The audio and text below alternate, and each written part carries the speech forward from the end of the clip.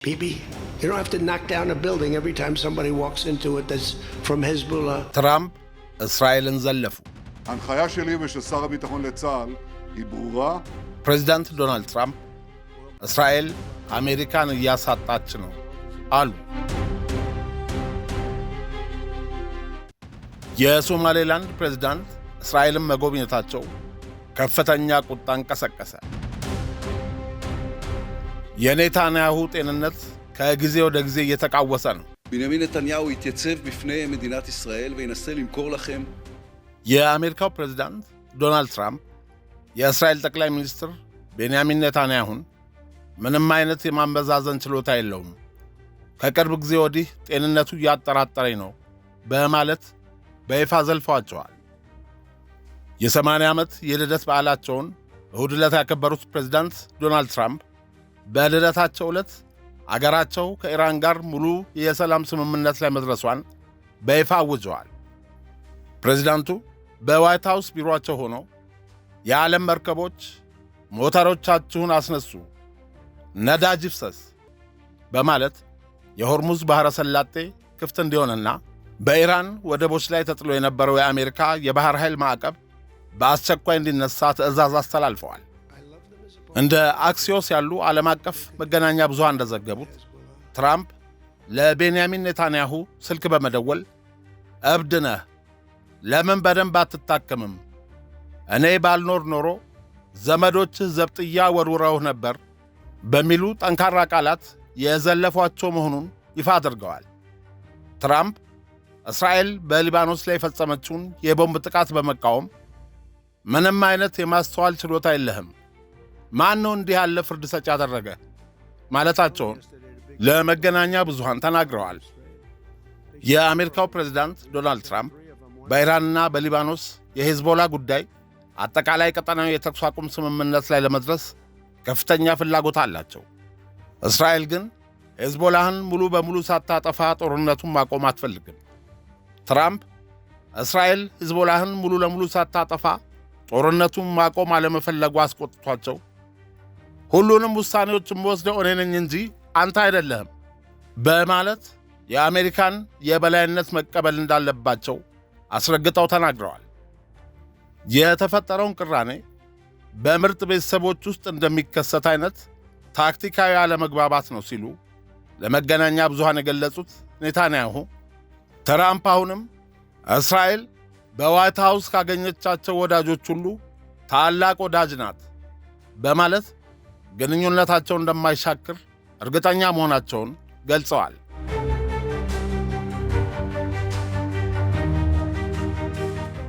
በአሁኑ ወቅት ሁለቱ መሪዎች በውስጥ ዲፕሎማሲያዊ መስመር ውጥረቱን ለማርገብና ቀጣይ ስብሰባዎችን ለማድረግ እየተነጋገሩ ነው።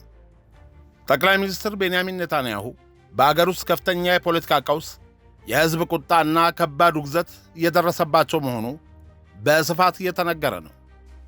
ዶናልድ ትራምፕ በእስራኤል መንግሥት ላይ የሚሰነዝሩትን የስድብ ቃላትና ትዕዛዝ ተከትሎ የእስራኤል ተቃዋሚ መሪ ያኢር ላፒድ ቤንያሚን ኔታንያሁ እስራኤልን በአሜሪካ ሞግዚትነት ስር የምትተዳደር አገር አስመስለዋታል ሲሉ ትራምፕ በእስራኤል ላይ የሚሰነዝሩትን ዘለፋ የማይገባ ነው ሲሉ አውግዘዋል። በተመሳሳይም የቀድሞው የእስራኤል የጦር አዛዥ ጋዲ አይዘንኮትን የመሰሉ ፖለቲከኞች ትራምፕ በሊባኖስ ላይ የምትሰነዝሩትን ጥቃት አቁሙ ሲሉ የሰጡትን ትዕዛዝ ኔታንያሁ በመቀበላቸው ውርደት ነው ሲሉ ነቅፈውታል። ይህ በእንዲህ እንዳለ በሶማሌላንድ ፕሬዝዳንት አብዱራህማን መሐመድ አብዱላሂ የተመራው ከፍተኛ የሶማሌላንድ ልዑካን ቡድን እስራኤልን መጎብኘቱ የግብፅ፣ የሳውዲ አረቢያ፣ የቱርክና የሶማሊያ መንግሥታትን አስቆጣ። ጠቅላይ ሚኒስትር ቤንያሚን ኔታንያሁ እስራኤል የሶማሌላንድ ሪፐብሊክን እንደ ነፃና ሉዓላዊት አገር በይፋ መቀበሏንና በማንኛውም ጊዜ ከሶማሌላንድ ጎን እንደሚቆሙ መግለጻቸው ያስቆጣቸው የአረብ ሊግ አባል መንግሥታት ተቃውሞ እያሰሙ ነው። የሶማሌላንድ ፕሬዝዳንት አብዱራህማን መሐመድ አብዱላሂ በጠቅላይ ሚኒስትር ኔታንያሁ የቀረበላቸውን ይፋዊ ግብዣ በመቀበል ለመጀመሪያ ጊዜ በእስራኤል ይፋዊ ጉብኝት እያደረጉ ይገኛሉ። ፕሬዝዳንቱ በእስራኤል ቆይታቸው ከጠቅላይ ሚኒስትር ቤንያሚን ኔታንያሁ፣ ከፕሬዝዳንት ይስሐቅ ሄርዞግና ከውጭ ጉዳይ ሚኒስትር ጌዲዮን ሳር ጋር ሽብርተኝነትን በጋራ ለመዋጋት በቁልፉ የኤደን ባሕረ ሰላጤ አካባቢ የባህር ላይ ደህንነትን ማስጠበቅና በሕክምናና በዲጂታል መሠረተ ልማቶች ላይ በጋራ ስለሚሰሩበት መንገድ ይመክራሉ። ከዚሁ ጋር ሶማሌላንድ በኢየሩሳሌም የምትከፍተውን አዲስ ኤምባሲ በይፋ እንደምታስመርቅ የተያዘው መርሃ ግብር ያመለክታል። የሶማሊያ ፌዴራል መንግሥት ይህንን የሶማሌላንድ ፕሬዝዳንት በእስራኤል እያደረጉት ያለ ጉብኝት የአገራቸውን ሉዓላዊነትና ግዛታዊ አንድነት የጣሰ ተግባር ነው በማለት በጥብቅ አውግዘውታል። እንደ ቱርክ፣ ግብፅና ሩሲያ ያሉ አገራት እንዲሁም የአፍሪካ ኅብረት የእስራኤልን እርምጃ የተቃወሙ ሲሆን የአሜሪካ መንግሥት ግን ለውሳኔው ድጋፉን አሳይቷል። የሶማሌላንድ ፕሬዝዳንት አብዱራህማን መሐመድ አብዱላሂ በእስራኤል እያደረጉት ያለውን ታሪካዊ ጉብኝትና የእስራኤልን ለሶማሌላንድ የአገርነት ዕውቅና መስጠትን በተመለከተ ግብፅ፣ ሳውዲ አረቢያና ቱርክ በጥብቅ በማውገዝ ተቃውመዋል። ግብፅ የእስራኤልን ውሳኔና የፕሬዝዳንቱን ጉብኝት የሶማሊያን ሉዓላዊነትና ግዛታዊ አንድነት በግልጽ የጣሰ ስትል በይፋ ኮንነዋለች። ሶማሌላንድ በኢየሩሳሌም ኤምባሲ መክፈቷን ይፋ መሆን ግብፅ ሕገወጥና ተቀባይነት የሌለው ስትልም አጣጥለዋለች። ግብፅ ይህ የሶማሌላንድና የእስራኤል እርምጃ በቀይ ባሕርና በአፍሪካ ቀንድ አካባቢ ያለውን ሰላም የሚያናጋና አደገኛ ቅድመ አያያዝ የሚፈጥር ነው በሚል ስጋቷን ገልጻለች። ሳውዲ አረቢያ ለሶማሊያ ፌዴራል መንግሥት ያላትን ሙሉ ድጋፍ በመግለጽ የአገሪቱን አንድነት የሚከፋፍል ማንኛውንም አይነት የውጭ ጣልቃ ገብነት እንደማትቀበል አስታውቃለች። ሳውዲ አረቢያና ግብፅ ከሌሎች የአረብና የእስልምና አገራት ጋር በመሆን እስራኤል በሶማሌላንድ ጉዳይ ላይ የወሰደችውን እርምጃ በጋራ ኮንነዋል። ሪያድ የቴል አቪቭን አካሄድ በቀይ ባሕር የባሕር ደህንነቷ ላይ ተደቀነ ስጋት አድርጋ ትመለከቷለች። የሶማሌላንድ ፕሬዝዳንት አብዱራህማን መሐመድ በሰኔ 2026 ዓ.ም በእስራኤል ያደረጉት ታሪካዊ ጉብኝትና በኢየሩሳሌም ኤምባሲ መክፈታቸው በመካከለኛው ምስራቅ አገራት ዘንድ ከፍተኛ ቁጣን፣ ውዝግብንና የጎራ መለያየትን አስከትሏል። አብዛኛዎቹ የመካከለኛው ምስራቅ አረብ አገራት የእስራኤልን እርምጃ የሶማሊያን ሉዓላዊነትና ግዛታዊ አንድነት የጣሰ ሕገወጥ ድርጊት ነው በማለት በጋራ አውግዘውታል። የግብፅ የውጭ ጉዳይ ሚኒስትር ከሶማሊያ ከቱርክና ከጅቡቲ ጋር በመሆን በጋራ ባወጣው መግለጫ ድርጊቱን በጽኑ ኮንኖታል። ግብፅ ይህን የእስራኤል መብረቃዊ ዲፕሎማሲ በቀይ ባሕርና በኤደን ባሕረ ሰላጤ አካባቢ ያላትን ስትራቴጂካዊ ተጽዕኖ ለመቀነስ የታለመ አደገኛ አካሄድ አድርጋ ትመለከተዋለች። ሳዑዲ አረቢያና ዮርዳኖስ እነዚህ አገራት ከእስልምና ትብብር ድርጅት ኦአይሲ ጋር በመሆን የሶማሌላንድ መሪ በእስራኤል መስተናገዳቸው ዓለም አቀፍ ሕግን የሚጥስና የአፍሪካ ቀንድን ይበልጥ የሚያናጋ አደገኛ ቅድመ አያያዝ ነው ሲሉ ነቅፈውታል። ቱርክ ደግሞ የእስራኤልን እርምጃ ቀጣናዊ ሰላምን የሚያናጋና ተገንጣይ ቡድኖችን የሚያበረታታ በማለት በይፋ ተቃውማለች። ኢራን በበኩሏ ከሌሎች 21 የአረብና እስላማዊ አገራት ጋር በመሆን ጉብኝቱንና የኤምባሲውን መከፈት በቀጠናው ላይ ተደቀነ አዲስ የደህንነት ስጋት ነው ስትል በጋራ መግለጫ አውግዛለች።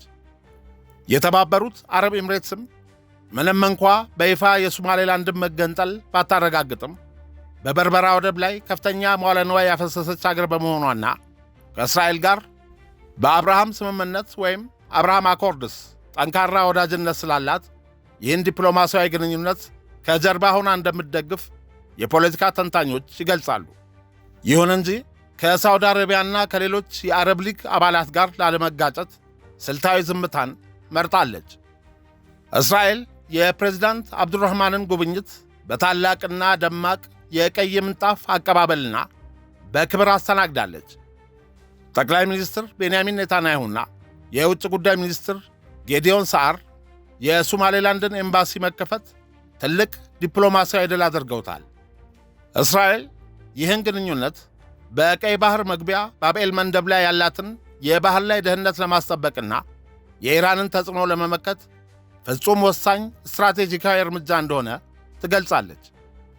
በአጠቃላይ የመካከለኛው ምስራቅ ሚዲያዎችና የፖለቲካ ልሂቃን የሶማሌላንድ ፕሬዝዳንትን የእስራኤል ጉብኝት በቀጣናው የኃይል ሚዛን ላይ ትልቅ መናጋት የፈጠረና የአረብ ሙስሊም አገራትን ከእስራኤል ጋር ይበልጥ ያቃረነ ክስተት አድርገው እየተወያዩበት ይገኛሉ። የሶማሊያ ፌዴራል መንግሥት የሶማሌላንድ ፕሬዝዳንት አብዱረህማን መሐመድ አብዱላሂ ወደ እስራኤል ማቅናታቸውንና በኢየሩሳሌም ኤምባሲ መክፈታቸውን በከፍተኛ ቁጣና ፍጹም በሆነ ተቃውሞ በአገሪቱ ሉዓላዊነት ላይ የተሰነዘረ ግልጽ ጥቃት ሲል ፈርጆታል። የፕሬዝዳንት ሐሰን ሼህ መሕሙድና የጠቅላይ ሚኒስትር ሐምዛ አብዲ ባሬ አስተዳደር በጉብኝቱ ዙሪያ ያላቸውን አቋም የሚያሳይ መግለጫ አውጥተዋል። የሶማሊያ ጠቅላይ ሚኒስትር ሐምዛ አብዲ ባሬ የእስራኤልን እርምጃ በሶማሊያ ሉዓላዊነትና ግዛታዊ አንድነት ላይ የተፈጸመና ሆን ተብሎ የተሰነዘረ ቀጥተኛ ጥቃት ነው ሲሉ ገልጸውታል። የሶማሊያ የውጭ ጉዳይ ሚኒስቴር እስራኤል ለሶማሌላንድ የሰጠችውን ዕውቅና በአስቸኳይ እንድትሰርዝና ዲፕሎማሲያዊ ግንኙነቷንም እንድታቋርጥ በይፋ ጠይቋል። የሶማሊያ ፕሬዝዳንት ሐሰን ሼህ መሕሙድ ለዓለም አቀፍ ሚዲያዎች በሰጡት ይፋዊ ቃለ መጠይቅ የእስራኤልና የሶማሌላንድን መሪዎች በጥብቅ አስጠንቅቀዋል። እኛ በታሪካችን እስራኤልን አጥቅተን አናውቅም፣ ችግርም ፈጥረንባት አናውቅም። እስራኤል የራሷን የውስጥና የቀጠናዋን ግጭት ወደ እኛ ይዛ እንድትመጣም አንፈልግም ብለዋል። እስራኤል ሶማሌላንድን እንደ ወታደራዊ ወይም የደህንነት ወኪል ይዛ የምትንቀሳቀስ ከሆነ የእስራኤል ጠላት የሆኑ እንደ የመኑ ሁቲዎችና ኢራን ያሉ አካላት በሶማሌላንድና በሶማሊያ ላይ ጥቃት ሊሰነዝሩ እንደሚችሉና ይህም ቀጣናውን ወደ ከፋ ውድመት እንደሚከተው አስገንዝበዋል። ሶማሌላንድ የሶማሊያ አካል መሆኗን የገለጹት ፕሬዝዳንቱ ጉዳዩ በሰላማዊ መንገድና በውይይት ሊፈታ የሚገባው የውስጥ ችግር እንጂ የውጭ ኃይሎች መጫወቻ መሆን የለበትም በማለት አጽንኦት ሰጥተውታል። የሶማሊያ የውጭ ጉዳይ ሚኒስትር ዴኤታ አሊ ዑመር ለደህንነትና ለፖለቲካ ተንታኞች በጽሕፈት ቤታቸው በሰጡ መግለጫ የእስራኤል መብረቃዊ እርምጃ መንግሥታዊ ወረራ መሆኑን ጠቅሰው ይህም ውሳኔ እስራኤል ፍልስጤማውያንን ከጋዛ በማፈናቀል ወደ አፍሪካ ቀንድ ለማስፈር ከምትሸርበው ምስጢራዊ ዕቅድ ጋር የተያያዘ ሊሆን ይችላል የሚል ከባድ ክስ ሰንዝረዋል። በሶማሊያ ዋና ከተማ ሞቃዲሾና በተለያዩ የሶማሊያ ከተሞች በእስራኤል ውሳኔ ላይ ከፍተኛ ሕዝባዊ ሰልፎችና ተቃውሞዎች ተካሂደዋል። ሶማሊያ ከቅርብ ወዳጆቿ ከግብፅ ከቱርክና ከጅቡቲ ጋር ሆና የጋራ መግለጫ በማውጣት የእስራኤልን ይፋዊ ዕውቅናና የፕሬዝዳንት አብዱረህማንን ጉብኝት በዓለም አቀፍ ደረጃ የማውገዝና የማጣጣል ሰፊ የዲፕሎማሲ ዘመቻ ከፍታለች። የሞቃዲሾ መንግሥት የእስራኤልና የሶማሌላንድን አዲስ ወታደራዊና ዲፕሎማሲያዊ ወዳጅነት እንደ አገራዊ ደህንነት ስጋት በመቁጠር በከፍተኛ የፖለቲካ ንቃትና ቁጣ እየተቃወመው ይገኛል። የእስራኤል መንግሥት በምስራቅ አፍሪካና በኤደን ባሕረ ሰላጤ አለኝ የምትለውን ብሔራዊ ጥቅም ለማስጠበቅ ከሶማሌላንድ ጋር ያላት ወዳጅነት የበለጠ እንዲጠናከር የፖለቲካዊና ዲፕሎማሲያዊ እንቅስቃሴ ዋና አቀነባባሪው ቤንያሚን ኔታንያሁ የጤንነት ሁኔታቸው እጅግ አሳሳቢ ደረጃ ላይ እንደሚገኝ ከቴል አቪቭ የሚወጡ ዘገባዎች ያስረዳሉ። ቤንያሚን ኔታንያሁ ከወር በፊት በካንሰር ሕመም ለድፍን 20 ቀናት የሕክምና ክትትል ሲደረግላቸው ነበር።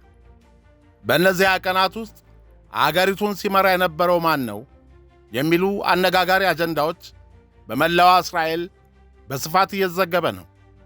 በእስራኤል ታሪክ ውስጥ ለመጀመሪያ ጊዜ ከወር በፊት በምዕራብ ኢየሩሳሌም ሜአሻሪም ሰፈር አልትራ ኦርቶዶክስ ወይም ሐረዲ አይሁዶች የእስራኤልን ባንዲራ በማቃጠል ተቃውሞ አድርገዋል። ይህም ተቃውሞ እስራኤል 78ኛ የነጻነት ቀኗን በምታከብርበት ወቅት የጽዮናዊነትን ርዕዮተ ዓለም በመቃወም አክራሪ አይሁዳውያን አደባባይ ወጥተው በስማችን የሰው ደም አታፍስሱ፣ ጦርነት ይብቃ የሚሉ መፈክሮችን በማሰማት የተደረገ ታሪካዊ የተቃውሞ ሰልፍ መካሄዱ ድንጋጤን ፈጥሯል። ከአንድ ቀን በኋላ ቅዳሜና እሁድም በተመሳሳይ አክራሪ አይሁዳውያን የተካፈሉባቸው በኢየሩሳሌም በጠቅላይ ሚኒስትር ቤንያሚን ኔታንያሁ መኖሪያ ቤት አቅራቢያ መንግሥት እንዲወርድና አዲስ ምርጫ እንዲካሄድ የሚጠይቁ ሰልፎች መካሄዳቸው ተዘግበዋል። ይህ ያልተለመደ የተቃውሞ ሰልፍ ያስደነገጠው የእስራኤል መንግሥት በሰሜን ኢየሩሳሌም በሚገኙት ቃላንዲያ የስደተኞች ካምፕ፣ አራምና ካፍራ አቃብ አካባቢዎች የእስራኤል ኃይሎች ሰፋ ያለ ወታደራዊ ኦፕሬሽን በማካሄድ ከ35 ሰዎች በላይ በቁጥጥር ስር መዋላቸው ተዘግበዋል። አፕሪል 2026 በምስራቅ ኢየሩሳሌም ሲልዋን ሰፈር ፍልስጤማውያን ከመኖሪያ ቀያቸው እንዲፈናቀሉ የሚደረገውን ጥረት በመቃወም ሰልፍ ተካሂዷል። ሰልፈኞቹ ወደ ከንቲባው መኖሪያ ቤት ለመጓዝ በሞከሩበት ወቅት የእስራኤል ፖሊስ ጣልቃ ገብቶ ትዕይንተ ሰልፉ መበተኑ ታውቋል። በቀጣይ ዓመት ኦክቶበር ወር ላይ ምርጫ እስከሚደረግ ኔታንያሁ በሥልጣን ላይ ለመቆየት በአስተማማኝ የጤና ሁኔታ ላይ አይደሉም የሚሉ የእስራኤል ፖለቲከኞች ሰውየው ሥልጣን ይልቀቁ እያሉ ነው። ጠቅላይ ሚኒስትር ቤንያሚን ኔታንያሁ የመጀመሪያ ደረጃ የካንሰር ሕክምና ተደርጎላቸው በመልካም ጤንነት ላይ እንደሚገኙ በኤክስ ገጻቸው ላይ ሲጽፉ ስለ ጤንነታቸው ሁኔታ ለሕዝብ ሳያሳውቁ ዝም ብለው የመቆየታቸው ምክንያት ለኢራን የፕሮፓጋንዳ ዕድሎችን ላለመስጠት ሲሉ እንደሆነ በመግለጽ የሕክምና ሪከርዳቸው ሳይታተም የዘገየውም በዚሁ ምክንያት መሆኑን ተናግረዋል። ጠቅላይ ሚኒስትር ቤንያሚን ኔታንያሁ የፕሮስቴት እጢ ስኬታማ ቀዶ ጥገና ማድረጋቸውንና ከዚያን ጊዜ ጀምሮ መደበኛ የሕክምና ክትትል እየተደረገላቸው መሆኑን ተናግረዋል። ከዚያ በኋላ በተደረገላቸው ክትትል ከ1 ሴንቲሜትር ያነሰ በጣም የመጀመሪያ ደረጃ ላይ የሚገኝ የካንሰር እጢ እንደተገኘባቸውና በአሁኑ ወቅት የጨረር ሕክምና ተደርጎላቸው ከካንሰር ነፃ መሆናቸውን፣ ጤናቸውም በጥሩ ሁኔታ ላይ እንደሚገኝ ሐኪሞቻቸው እንዳረጋገጡላቸው ተናግረዋል። የ76 ዓመቱ አዛውንት ቤንያሚን ኔታንያሁ ሕመማቸውን አሸንፈው እንደነበርና በወቅቱ ሊከሰት ስለሚችል አደጋ መረጃ ሲሰጣቸው ወዲያውኑ ተገቢውን መፍትሔ በመውሰድ ሥራቸውን እየሠሩ እንደነበር ተናግረዋል። ይህን የጠቅላይ ሚኒስትሩን መግለጫ ተከትሎ የተቃዋሚው የሻአቲድ ፓርቲ የፓርላማ አባል የሆኑት ቭላዲሚር ቤሊያክ ኔታንያሁ የጤና ሪፖርታቸውን ላለማሳተም መወሰናቸውን ቀደም ሲል በሙስና ላይ የተካሄደ የነበረውን የፍርድ ሂደት ለማዘግየት ከተጠቀሙበት ምክንያት ጋር በማነጻጸር ጦርነት ስላለ የክልል የምርመራ ኮሚቴ ማቋቋም አይቻልም፣ ጦርነት ስላለ የወንጀል ችሎት ማካሄድ አይቻልም፣ አሁን ጦርነት ስላለ የሕክምና ሪፖርት ማተምና ስለ ካንሰር ሪፖርት ማድረግ አይቻልም የሚለው ቤንያሚን ኔታንያሁ ሥልጣኑን ሳይለቅ ለመሞት እንደወሰነ ታወቀ። አገዛዙ ዘላለማዊ ጦርነት በማካሄድ ብዙ ጥቅም አለው እና ምናልባት በሚቀጥለው ጊዜ ጦርነት ስላለ ምርጫ ማካሄድ አይቻልም እንባል እንደሆነ እንሰማለን። እዚህ ላይ ሕልውናችንን አደጋ ላይ የሚጥለውን የኔታንያሁን ቀልድ የማስቆሚያ ጊዜው አሁን ነው ሲል በኤክስ ገጹ ላይ ተቃውሞውን ጽፏል። አሜሪካና እስራኤል በኢራን ላይ ጦርነት ከጀመሩበት ከፌብራሪ 28 ጀምሮ የኔታንያሁ የጤና ሁኔታ መታወኩና በሐኪሞች ቁጥጥር ስር እንደሚገኙ የሚያወሱ ዘገባዎች ይወጡ ነበር። ብዙም ሳይቆይ ደግሞ ጠቅላይ ሚኒስትሩ መሞታቸውን የሚገልጹ ወሬዎች መሰራጨት ጀመሩ። ወሬውን ለማስተባበል የታለሙ በማኅበራዊ ሚዲያ ላይ የተለቀቁ ቪዲዮዎች የሚናፈሰውን ወሬ ለማስቆም ምንም አልቻሉ። የጠቅላይ ሚኒስትር ኔታንያሁ ልጅ ቀኝ እጃቸው እንደሆነ የሚነገርለት ያኢር ኔታንያሁ በማኅበራዊ ሚዲያ በተለይ በኤክስ ላይ በጣም ንቁ ቢሆንም በማርች ወር 2026 አጋማሽ ላይ ለጥቂት ሳምንታት ዝምታ መምረጡ ጠቅላይ ሚኒስትሩ ሞተዋል የሚሉ የሐሰት ወሬዎች እንዲናፈሱ ምክንያት ሆኖ ነበር። በኋላ ግን ወደ ሚዲያው ተመልሶ አባቱ በጥሩ ጤንነት ላይ መሆናቸውን የሚያሳዩ መረጃዎች አጋርቷል። ለ20 ቀናት ደብዛቸው ጠፍቶ የቆየው ቤንያሚን ኔታንያሁ ማርች 19 2026 በቴል አቪቭ በጋዜጠኞች ፊት ቀርበው ታመዋል፣ ሞተዋል የሚሉ ያልተረጋገጡ ዘገባዎችን አስተባብለዋል። ጠቅላይ ሚኒስትሩ በአሁኑ ወቅት መደበኛ ተግባራቸውን ለማከናወን በሚያስችል መልካም የጤና ሁኔታ ላይ እንደሚገኙ የሕክምና ባለሙያዎቻቸው አረጋግጠውላቸዋል። ተቃዋሚ ፓርቲዎች በበኩላቸው ኔታንያሁ የካንሰር ታማሚ መሆናቸውን ደብቀዋል በሚል ጠንካራ ትችቶችን እየሰነዘሩባቸው ይገኛል። የተቃዋሚ ፓርቲ መሪዎች ለምሳሌ ያኢር ላፒድ አንድ የአገር መሪ በጦርነት ወቅት ትልቅ የጤና ችግር ሲያጋጥመው ለሕዝብ መደበቅ የለበትም በሚል ትችት እያቀረቡ ሲሆን ይህም በሕዝብና በመሪው መካከል ያለውን መተማመን ያጠፋዋል ብለዋል። ተቃዋሚዎች በከባድ የሕክምና ክትትል ወቅት አገሪቱን የመምራት ብቃት ነበራቸው ወይ የሚል ጥያቄ እያነሱ ነው። በተለይም በጨረር ሕክምና ወቅት ውሳኔ መስጠት አቅማቸው ሊቀንስ እንደሚችል በመግለጽ ስጋታቸውን አስቀምጠዋል። ቤንያሚን ኔታንያሁ ለሕክምና ወደ ሆስፒታል በሚገቡበት ወቅት ለተወሰኑ ሰዓታትም ቢሆን ሥልጣናቸውን በይፋ ለሌላ ሰው ለምሳሌ ለምክትላቸው አለማስረከባቸው ሕገ መንግሥታዊ ሥርዓቱን የጣሰ ነው በሚል ተቃውሞ ቀርቦባቸዋል።